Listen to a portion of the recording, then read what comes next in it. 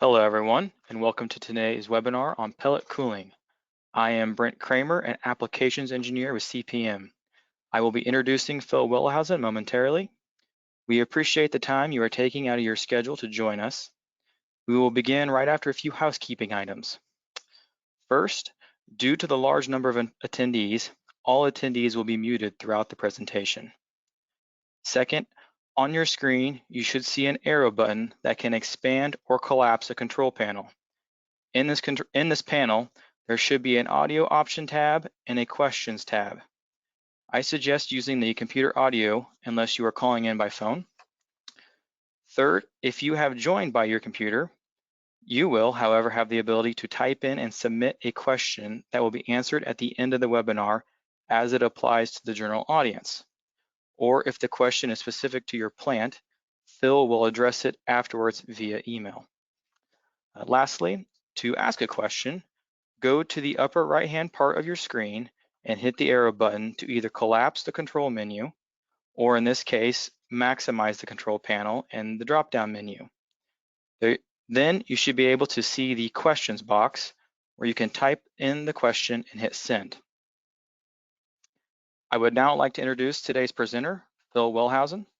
Phil is the applications manager at California Pellet Mill, where he provides technical assistance on various aspects of CPM's equipment, as well as assistance with the processes within the pelleting line. He has been with CPM for 23 years and has been to many plants in North and South America, visiting with customers and providing startup assistance, as well as helping to troubleshoot process issues related to pelleting. With that, I turn this over to Phil. Thank you, Brent. And I also want to welcome those of you who are joining us today. I do want to recognize that we have attendees that are involved in animal feed, particularly poultry, swine, cattle, and horse feed. We also have people that are pelleting and cooling from oilseed plants, including canola meal, soybean meal, and soybean hulls. Some are cooling flake grains, and then some from the bioenergy operations, pelleting and cooling wood pellets and distillers grain. So every slide will not apply directly to each specific product, but the concepts and how and what we can do to both control cooling and moisture removal will apply. So with that, we'll begin.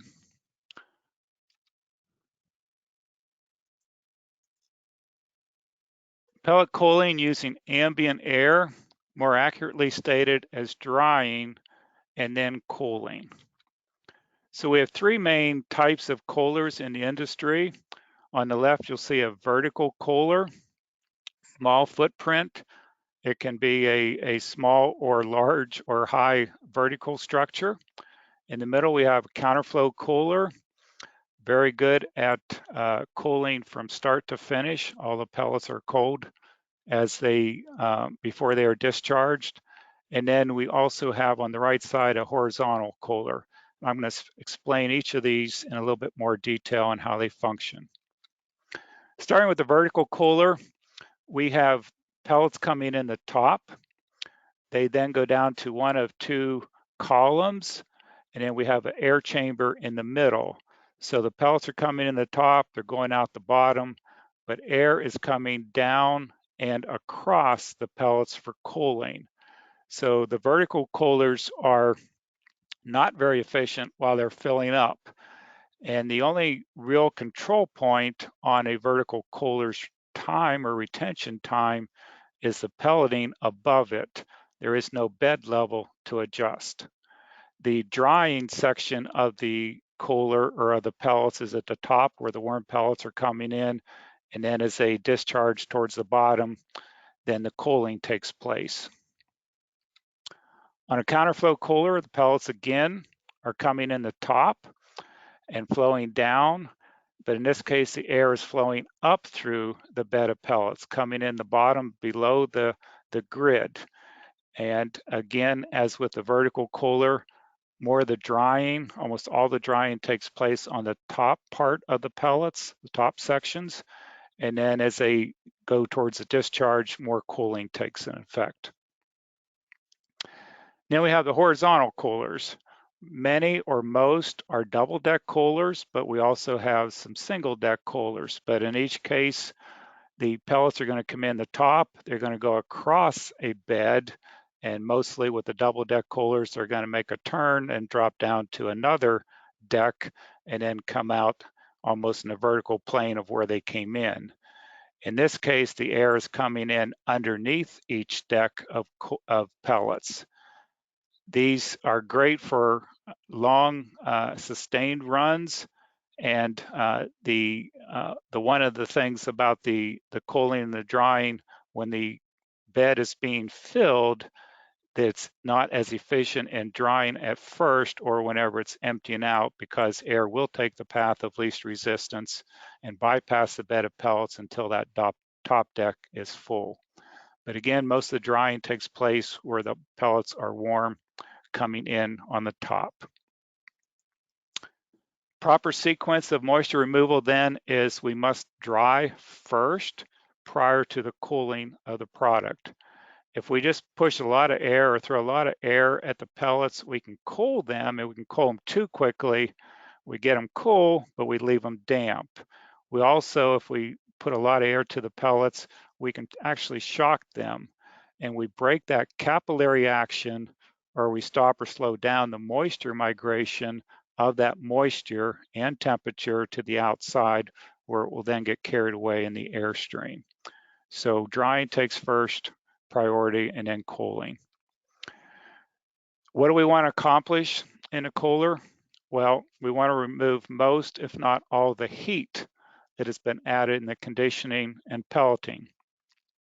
Typically, or most often, we are adding steam in the conditioner, so we want to remove that heat from the steam. And then the heat from the pelleting, if we are, we typically will get some frictional heat. So depending on what we are pelleting and how much moisture we're adding, we may have a lot or minimal frictional heat that we also want to remove. And we also want to remove most, if not all, the moisture that we've added during conditioning. So we're going to talk about that quite a bit. So why do we want to remove both the heat and the moisture? Well, it's understandable that hot pellets will spoil, they'll waste, they'll hurt the health of the herd or the flock if they eat it, which also limits their intake. And then the pellets will fall apart typically if they've been heated very much. Wet or moist pellets also will spoil, hurt feed conversions, the same thing as limiting intakes, and it actually dilutes the nutrients. They have to eat more to get the same nutritional value. And if you've ever put hot, moist pellets in a bin, you know that it'll set up, and if it's in there very long, then it's a nightmare to get it back out.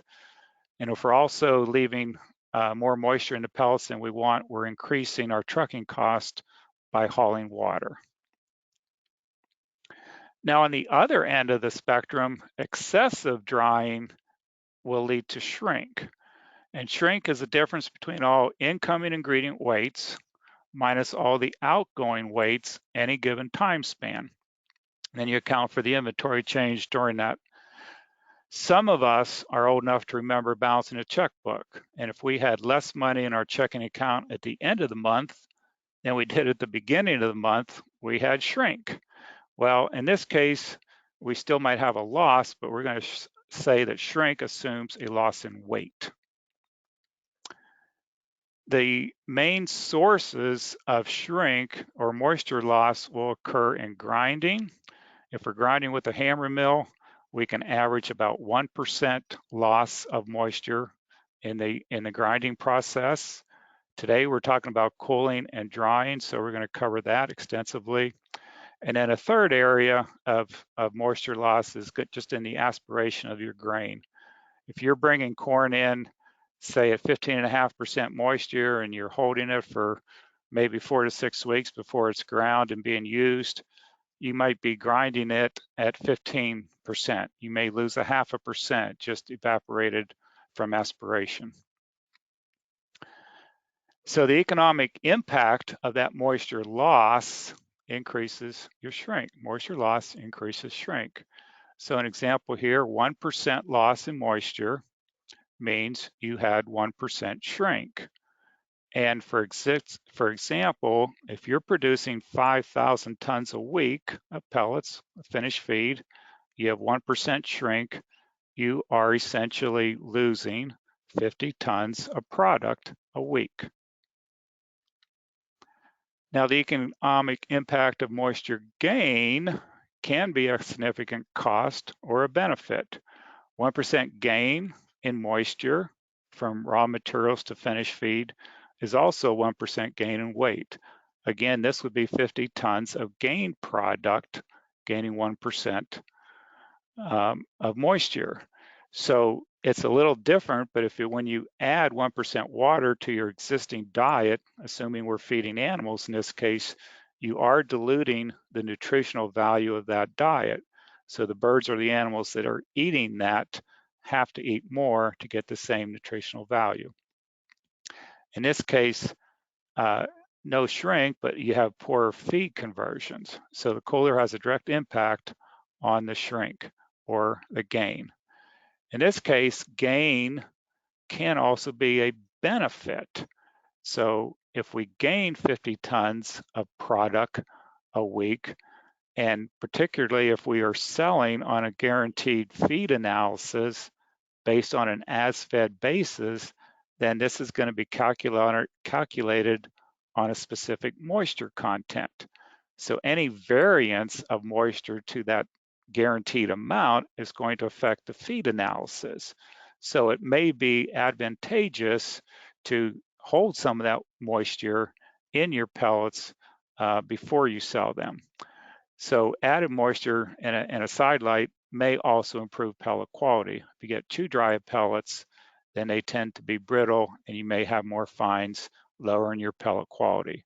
Again, the cooler has a direct impact on this shrink or gain. What can you then do about moisture? Well, to manage moisture, you have to be able to measure moisture. I highly recommend that everybody invest in a moisture meter if you do not, and have the ability then to measure moisture on a routine basis. Measure the incoming raw material moisture, particularly your high inclusion rate ingredients, corn, soybean meal, distiller's grain, etc. And then set a limit on what the moisture content of those ingredients would be. Most of you are very good at setting corn moisture limits at 15.5% moisture. And this is the time of year, especially in the United States, we're bringing in new crop corn. It's easy to let some loads come in at higher moistures, but then it presents more problems later on when you get to the pellet mill. And then the pellet mill then obviously affects the cooling underneath the pellet mill.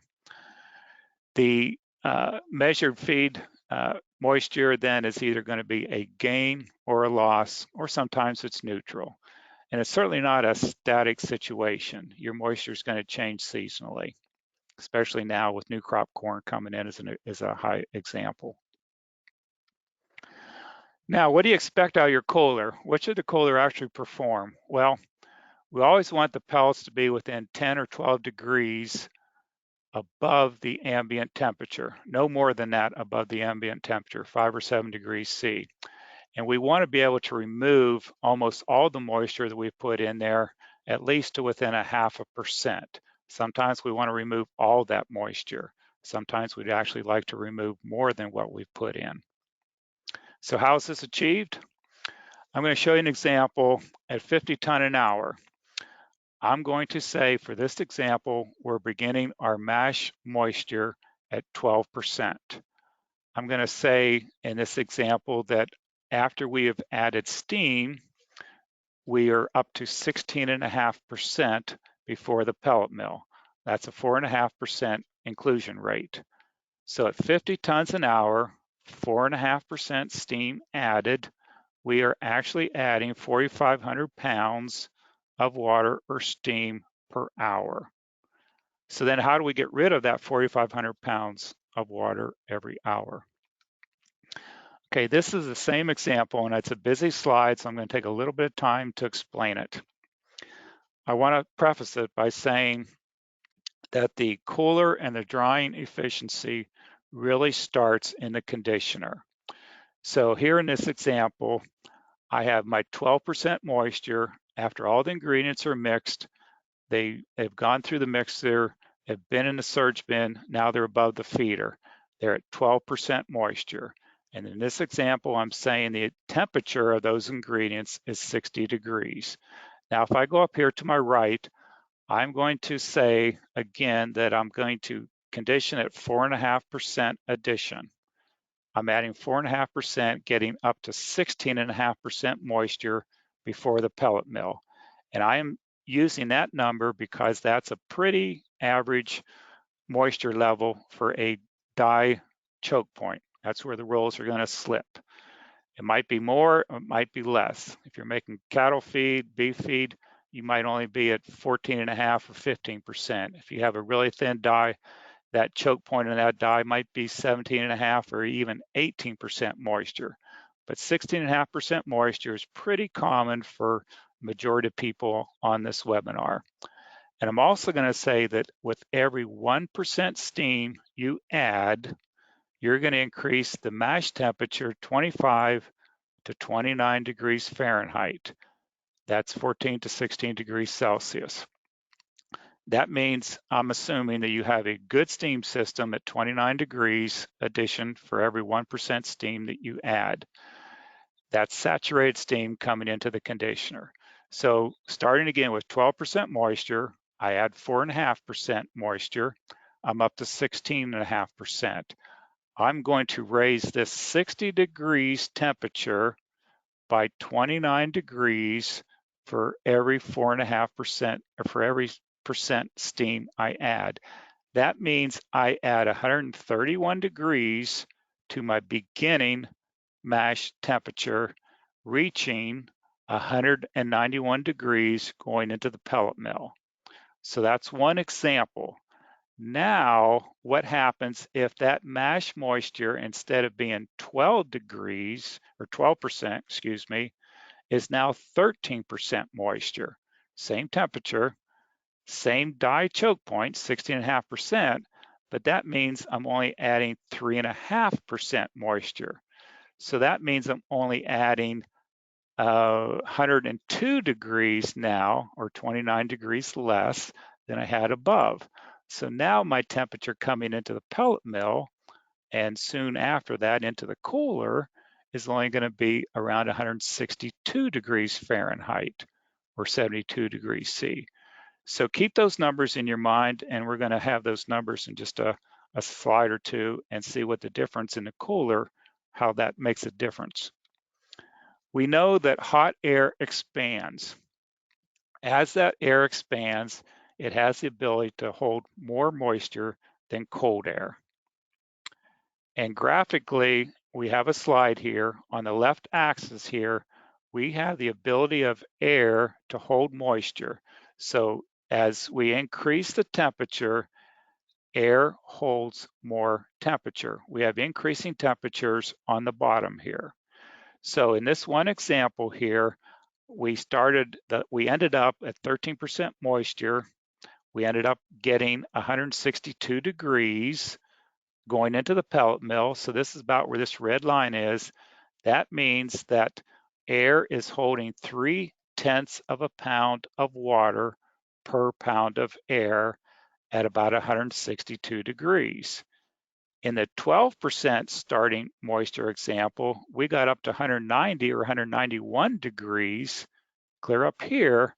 And so we basically reached saturation point where water was holding nearly a pound of water per pound of air. So as a summary, the drying efficiency starts in the conditioner. So as the temperature of the incoming pellet into the cooler increases, air temperature around that pellet increases, the air expands, gets warmer, it holds more moisture, and so then the moisture can get carried away in the airstream. So the efficiency of the cooler really starts in the conditioner above the pellet mill. Putting that in grams at 162 degrees or 72 degrees C, air holds 374 grams of water per kilogram of air. reach at 100% relative humidity. And then the higher example there, it reaches saturation and basically holds 101 kilogram of water per kilogram of air at 88 degrees C. Anything above that, it would essentially be raining. We'd have condensation. So we've talked about heat. Requirements for drying and cooling pellets are heat, air, and time. We have to have heat. You think of a clothes dryer. We don't cool or we don't dry our clothes without a heat source. And in fact, if we just run the dryer with wet towels in it, they just stay cool and damp. So we need a heat source to remove moisture. Heated air expands, lowers the relative humidity of that air. It becomes lighter, but it has the ability then for increased drying and increased moisture holding ability. We need air. Air carries away that heat and moisture, but the air only works on the surface of the pellets. Then we need a certain amount of time. We need time for that heat and moisture to migrate to the surface of the pellet where it does get carried away in the airstream. So graphically, it just looks like that. We need moisture and heat to diffuse to the surface to get carried away in the airstream. So the factors that affect that are the pellet temperature coming in. We just spent a little time on that. How much air we have available, how much air that fan is pulling through the bed of pellets. We need a certain amount of time based on the pellet size. And then we haven't talked about any type of ingredients yet, but with a percent fat correlation, we know that oil and water don't mix. So when we're trying to cool pellets with a higher fat content, the water molecules really have to go around the fat molecules, taking a little bit more time. So it's a little bit more difficult to cool and get the moisture and temperature out of high fat formulas than it is with lower fat formulas. The relative humidity also affects the ability of the cooler to function efficiently. If it's raining outside, it's going to be humid where the cooler is. You're not going to have the same efficiency as if it's a dry, sunny day. So all these things really influence the degree of drying and cooling. Typically, air requirements in most coolers are going to range from 550 to 1,000 CFMs, cubic feet per minute per ton. It is going to be specific to the type of cooler you have and the product that you are cooling. So I just recommend whatever the cooler manufacturer you have, you get their recommendation. Usually it's set up correctly at the beginning whenever the cooler was installed. But if perhaps your pellet mill or your rate going into the cooler has increased, maybe your cooler is still the same size, maybe it has to be adjusted or a new air system put on. And then normally a static pressure drop is going to be between 12 and 16 inches. That's pretty common. It's going to be more for higher bed depths. It's going to be a little bit less if you're cooling cubes. And cubes, anything more than say 12 to half inch or 12 millimeters, it's going to be quite a bit less if you're doing cubes maybe that are 19 millimeters or 3/4 inch. And then the duct velocity, this is the air in the duct. We size air systems for, and I think most people do, between 3,500 and 4,000 feet per minute. And that's the same as 0.21 to 0.47 cubic meters per second. So if we give too much velocity, we can cool the pellets, but then we really are limited in the drying because of that same example I gave at the very beginning. We can shock them and we limit how much moisture actually gets removed. Too much air too quick is not good. And if we have too much air, we can put those pellets in the airstream and they'll end up in the cyclone and either come back around or go elsewhere. Now, if we have too little velocity in the duct, we actually limit both the cooling and the drying. And then that's the situation where we're going to mud up the duct work and have a housekeeping issue. And we need a certain amount of time. So in most coolers with the counterflow coolers and the horizontal coolers, we need about 7.5 to 9.5 minutes with a good air system to properly dry and cool pellets for an adequate shelf life. If we are doing cubes, we might need as much as 15 to 17 minutes. So the larger the pellet or the larger diameter of the cube, we need more time. And mostly time is influenced either by bed depth or by production rate. So the two types of coolers here I'm looking at briefly is the horizontal on the left and the counterflow on the right. One control point that we just mentioned is the bed depth. Both of these can be changed. The bed depth on the horizontal cooler, we can adjust the speed of each deck, or at least both decks, if we have a variable frequency drive on the bed.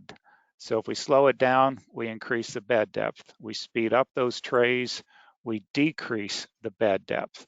And then the same thing on or a similar fashion on the counterflow cooler. If we raise the operating sensor where the pellets will hit that and then start discharging, we can increase the bed depth, increase the time that the pellets are in the cooler, or vice versa, we can lower the bed depth to decrease our amount of cooling or amount of retention time in the cooler. The other control point I want to look at briefly is our temperature probes. Most of us have the temperature of the pellets coming out of the cooler.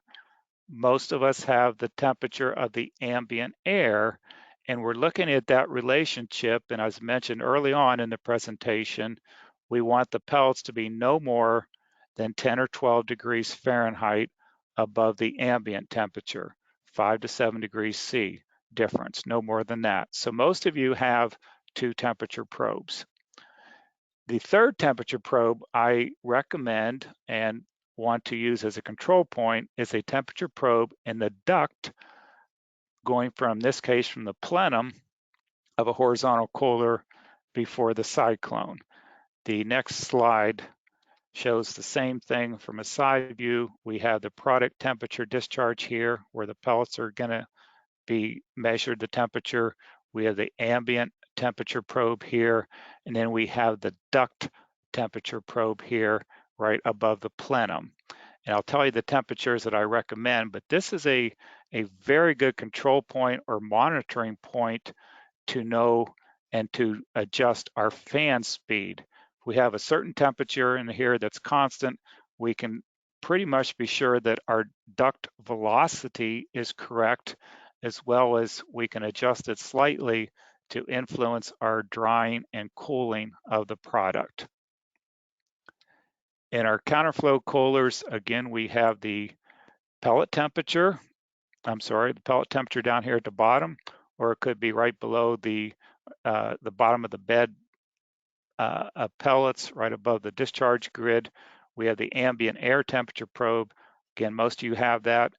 No different here. We still want 10 or 12 degrees, or no more than 10 or 12 degrees pellet temperature above the ambient temperature. But then we also, I encourage you to put a temperature probe in your air duct. From the side view, we have the pellet temperature, we have the ambient temperature probe, and then a duct temperature probe. General recommendations for those temperature probes in the duct would be 120 to 130 degrees Fahrenheit for double deck horizontal coolers. These have a lower bed level and a higher CFMs, cubic feet per minute, than the counterflow coolers. So the counterflow coolers have a higher bed depth, and so the temperature is going to be a little bit warmer in that duct work than it is for a double deck horizontal cooler. So there's some variance of temperature based on where that temperature probe is located, as well as if you were making, say, cattle feed with urea or molasses in there, you may only reach 145 degrees or 150 degrees on your pellet temperature. So your duct temperature is going to be less than it would be if you're running high grain formulas with much higher steam inclusion rates. Airflow regulation, we need to start with the correct fan and duct diameter to match our capacity of the pellet mill and the cooler. Most of you would have a damper between the cyclone and the fan to either close off or to increase the amount that the fan's pulling through. That could be a manual damper or actually a remotely, in most cases, an electrically operated dampener. And those are okay, but for the best or the most control, I would recommend a variable frequency drive on your fan motor. That does require a PLC control, but it gives you the most control to vary the airflow while you're filling the cooler up, as well as when you're emptying it. And then if you need to change between a 20-ton formula and a 50-ton an hour formula, it gives you the ability to put more or less air on that product and through the cooler. So operating points and maintenance points, you have to keep the equipment in good working order. Replace the damaged parts that you need or the components to allow that allow the air to bypass the product bed. In other words, we want all the air that air system is putting through the bed of pellets to go through the pellets and not bypass them. Maintain your inlet devices to make sure that we get a good uniform bed level throughout the cooler. Replace any fan components that are worn. And then if the ductwork gets mudded up from any reason, from any upset condition, it needs to be cleaned out and kept clean. Sometimes maintenance does get behind, and all I can say is air takes the path of least resistance. You've heard that before, and you'll probably hear it one more time from me. But if the air is not going through the pellets, it's not helping to cool or dry them. A uniform bed level or bed depth means uniform cooling, and the opposite is true as well. Again, air takes the path of least resistance, so if your bed level is shallow on one end and high in the other, you can imagine where the air is going to go. It's not going to go through the pellets, or very little of it will. The factors that affect cooling and drying, the temperature coming in, that was one of the first things we highlighted. The efficiency really begins above the pellet mill. How much air, both velocity and volume, affect the cooling and the drying of the pellets. The relative humidity, if it's raining outside or if it's sunny outside, that's going to affect the cooler performance. The temperature of your ambient air, whether it's the dead of winter or the heat of summer. Production rate, sometimes you just really need to slow down the pellet mill to improve the ability of the cooler to both remove moisture and temperature. The formula you have, we already mentioned the percent fat. The higher the fat level, the more difficult, or it takes a little bit more time for that cooler to get the fat or to get the moisture and the temperature out of high fat formulas. Size of the pellet, we need more time for larger pellets. If we have a lot of fines with our pellets, it's going to limit the airflow between the pellets and lower our efficiency of the cooler. And then the retention time is directly related to the bed depth as well as the tons per hour. So we can usually we can change the bed depth, the vertical coolers being the exception. And then the discharge rate, and this really applies, or I put this on there for the counterflow coolers. We only want to discharge maybe 3 or 4 times a minute with a counterflow cooler rather than discharge a big volume every 2 or 3 minutes. This is going to allow all the pellets to be cooled and dried more uniformly than if we really discharge a large amount at once.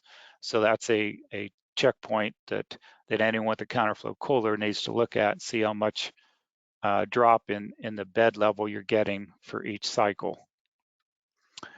A good troubleshooting guide here. I'm going to go over this rather quickly because you have it in front of you, but we're talking about the pellet temperature coming out of the cooler. And in the first condition here, we're saying the temperature is okay. It's within that 10 or 12 degrees, but our moisture is high. So what do? We need to reduce the airflow, get more of that hot air time to get removed in the airstream. And then the second thing we need to do is increase the bed depth. With the action components on the right, I would really recommend doing one first and seeing the change in your either moisture or temperature. And then if it's not enough, then do the second action. The second condition I have the pellet temperature is high. It's above that 10 or 12 degrees, and also the moisture is high. So in this case, we need to increase the bed depth, allow more time. We need to increase the airflow.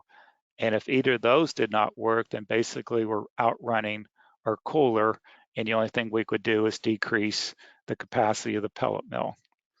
The third condition with the temperature of the pellets is okay, but the moisture is low. This may or may not be a bad thing. It may be what you want, especially if you're an integrator. But in this case, if you wanted to get a little bit more moisture back in, reduce your bed depth and then increase your airflow. The fifth, 1, 2, 3, 4, 5 condition, or fourth, I'm sorry, the temperature's low. In other words, you're at that ambient temperature level perhaps, but your moisture is still high. You're shocking the pellets like we talked about at the beginning. So you need to increase the bed depth, reduce the airflow. So you're not pulling so much air, especially at the beginning when they're still damp. And then the last example, the temperature of your pellets is low, but the moisture is low. A lot of times that's what you want, but if you need to guarantee a certain moisture level and you need to keep some of that moisture back in, then you would need to reduce your airflow.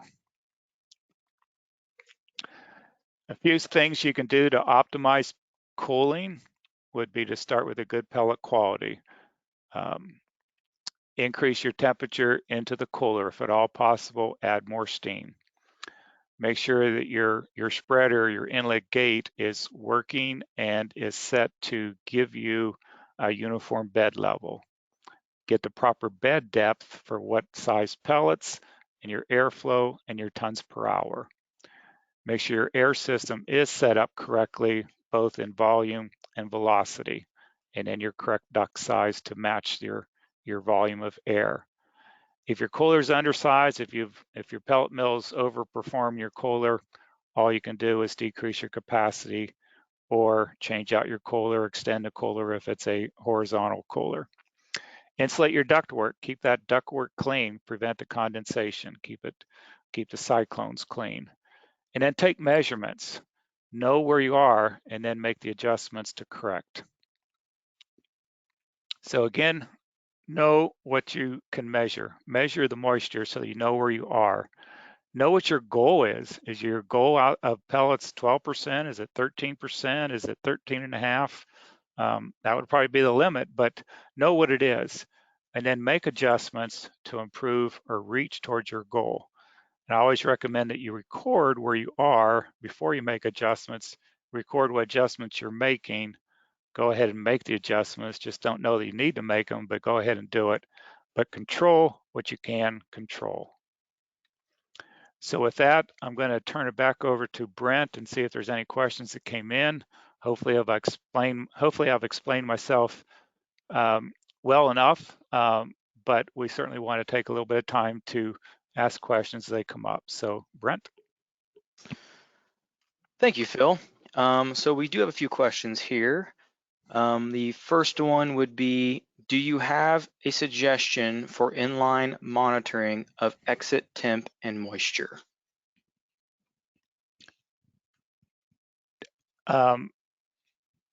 Inline moisture probes, is that what the question refers to? I think that's the question. That's a hot topic. We'd like to know the moisture of the beginning mash moisture above the conditioner as well as it going into the pellet mill. Right now, I don't believe that technology is quite there. It's being explored pretty vigorously by some companies, but right now I don't believe we have that available.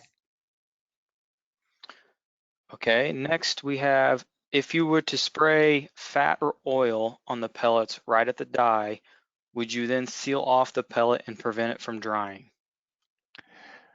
It won't seal it, but it will decrease the efficiency or it increase the time to get that pellet sufficiently cool and dry. So it, as we mentioned, that water has to go or migrate around the fat. So it just takes a little bit more time. It's being done, uh, you know, many years, many locations, but um, it's not quite as efficient for the cooler than if you could add it downstream after the cooler. So it can certainly be done. You can still get cooling, but you just need to allow for a little bit more time. Okay, and then along with that, what would you consider a high fat? 3.5% fat is where we kind of target the high limit where it will affect the pellet quality. So high fat would be 3.5% down to maybe 2.5, 2.75%. And again, a lot of customers, a lot of plants are pelleting with inclusion rates close to that. And as long as your cooler is performing and you're getting the moisture and the temperature out, that's fine. But just remember that that is a big factor on cooling, and you would see a difference if that fat was removed or put on downstream after the cooler. Okay, what is the ideal air velocity so as not to affect the hardness or stability of the water in shrimp feed? Read that one more time, please. What is the ideal air velocity so as not to affect the hardness or stability of the water in shrimp feed? Okay, we still want the duct air velocity to be 3,500 to 4,000 feet per minute. And that's going to be a function of the cooler performance as well as the ability for that duct to stay clean. So it shouldn't matter whether it's shrimp feed or animal feed. We still need that air velocity to be rather constant of that 3,500 to 4,000 feet per minute. Okay, earlier you mentioned using a VFD on the fan motor. Using that, would you still need the dampener?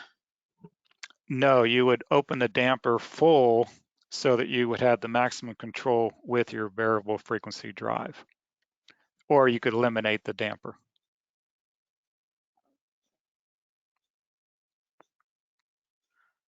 Okay. Does the horizontal cooler work in meal, palm kernel meal for suggestion? Yes, it can work in meal. We have to lower the bed depth, and so that for the same production rate means the cooler has to be longer than if we were doing the same tonnage with pellets. But it can be a meal cooler. We'd have to look at the particle size and get a good determination. So that might be a question that we could address offline if I haven't answered it sufficiently. Okay, coolers are usually square or rectangle. A spreader spreads in a circular motion. What would be the best way to spread product into the corners? Generally, the spreader, I assume, well, you'll be talking a counterflow cooler. So the spreader typically will be adjusted um, to spread into the corners. And for instance, Geelan has a device that uses a VFD on their spreader so that it actually increases if it's a rectangular cooler when it reaches that section that's longer than the square part. So it should fill into the corners, and then certainly as you fill up, the corners should be covered adequately and relatively uniformly. How do you eliminate fines from being drawn out of the cooler? You can't eliminate all of them. Obviously, if you can start with less fines, that's to your advantage. And you have to see where your air velocity is compared to what level of cooler you're filling. In other words, if you can minimize the air or lower the air velocity as you're filling the cooler, then you're less likely to pull more fines out, and then increase the fan velocity and CFMs as your cooler is up at operating level, then you're minimizing that. But you will remove some regardless, and that's certainly the purpose of the cyclone, to remove them from the airstream. Okay, we probably have time for one more question here.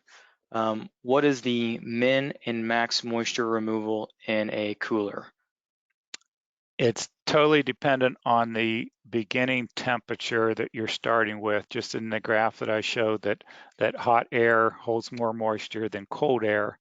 So I think just with ambient air cooling, if you're in normal conditions, you're probably going to lose, or you can probably expect to lose 4 to possibly 5% moisture at the maximum. But if you're in a warm, humid environment or climate, you're going to have less than that. If you're in a desert climate, you would probably get all of that. So it's not going to be constant, but it will depend an awful lot on your beginning temperature coming into the cooler. Okay, thanks everyone for joining. If we did not get to your question, we will try and answer those via email. So if you have more, feel free to reach out to us or your sales rep in any regards there. So thank you, Phil. It was very good. And any final words? No, I just want to thank you again for attending. We certainly appreciate the time that you've taken out of your schedule today. And again, we know that cooling is just a part of a pelling process, but certainly an important one. And we hope that's been beneficial to you. So thank you again. Good day.